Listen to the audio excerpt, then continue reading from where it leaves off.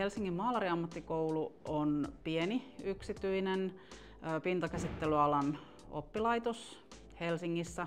Ollaan toimittu vuodesta 1930 ja meidän taustalla toimii maalarimestariyhdistys, Maalariammattikoulun kannatusyhdistys ry, ja tarkoittaa siis sitä, että meidän takana oikeastaan on niin kuin maalausalan yritykset. No, meillä tuossa keväällä niin perustettiin tällainen työpari, voisi oikeastaan sanoa, eli asiakkuusvastaava ja työelämäopettaja alkoi tehdä tiiviimpää yhteistyötä. Ja tavoitteena oli nimenomaan saada niin kuin kommunikaatio työelämän kanssa paljon tiiviimmäksi. Nimenomaan ehkä niin kuin työelämän lähtökohdista, että meillä on aina ollut hyvin tiiviit suhteet työelämään, mutta nyt haluttiin nimenomaan niin kuin nostaa tätä työelämälähtöisyyttä.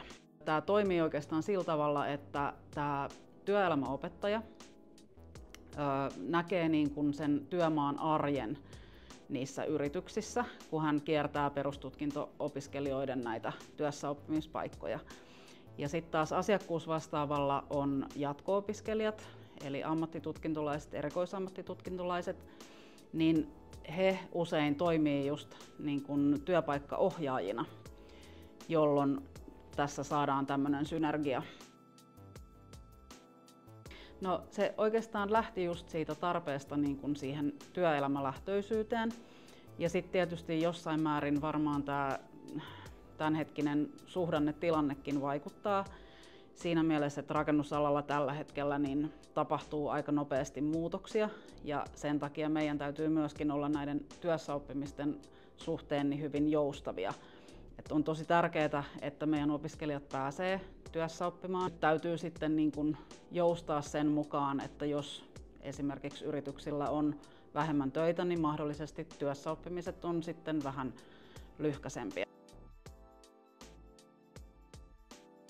No, ehkä kaikkein eniten niin kuin ajattelutavan muutosta, että me nimenomaan kysellään työelämältä niin kuin heidän tarpeita ja heidän ajatuksia esimerkiksi näihin työssäoppimisiin liittyen, mutta sitten toki myöskin resurssointia, että meillä on käytetty niin kuin aikaa siihen, että kysellään työelämältä, että mitä he toivoo, ja sitten samaten niin kuin opiskelijoiden henkilökohtaistamiseen on käytetty resursseja niin, että tämä työelämäopettaja tuntee opiskelijat hyvin ja heidän niin kuin osaamisen ja tarpeet ja osaa kommunikoida niitä sitten työelämällä myöskin.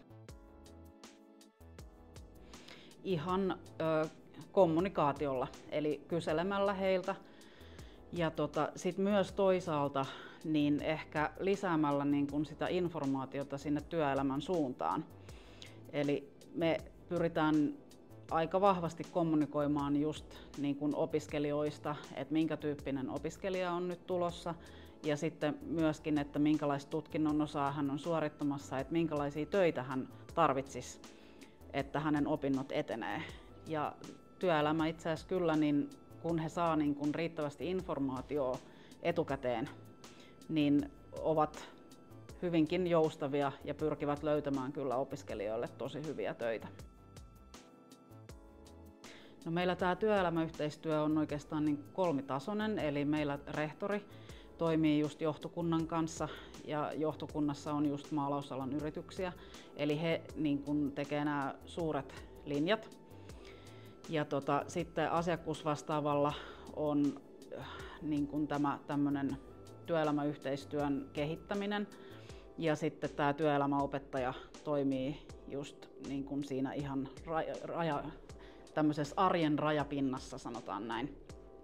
Ja sen lisäksi tokikin osallistutaan kaikennäköisiin tapahtumiin, messuihin, ja oikeastaan ihan pyritään niin kuin kaikin tavoin, että aina kun kuullaan, että jossakin voisi kohdata työelämää, niin hirveän mielellään osallistutaan.